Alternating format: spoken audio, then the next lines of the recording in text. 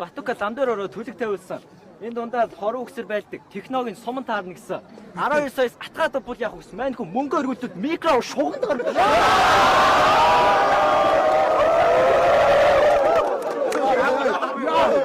Чичтэй сезон 3-аас зайлаад Яцуу карьераараа сайрхаж яах вэ бэнда?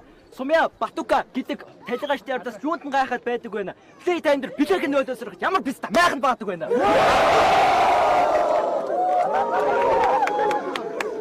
Өмнөдөр би хүндлэл харин ч гутсан шиг байсан. Чамаг охин болгон түлхчихсэн. Азан дайхгүй надтай юмнууд, надтай тарсан юмнуудыг хохин болоод түлхчихсэн. Намайг энэ чи ялт байгуулж байгаа чимүү газарт богмог болоод түлхчихсэн. Амьдрал хэцүү санагдвал Батука гэсэн наач сумын наадаар хонь болоод мүлхчихсэн. Хүн ганцаараа жаргана, бас ганцаараа тиснэ. Энэ чиний модоо өгмөтөө өдрийг чи эхлэл аар сархан хэлсэг. Өмнө сумья цовимдуулсан. Одоо чи айл ард сар мэдцэг. Энийг усан дороод гараад ирэхдээ ээж нь зангидаг. Энийг угаагач аац чадсан юм шиг. Хүн цагаатгаар амар болдог. Сумья ичгнөрөө илгэндээ биш бүксэндээ зугаад ирсэн. Харин чи наа шүүрэн толгойд үсэндээ нуугаад явах юм. Үнөө үнтэй пашин дээр чинь би баталгаа гаргаж өгч чинь. Тэгэхэд ч юм уу надад үсэндээ муухаарсан.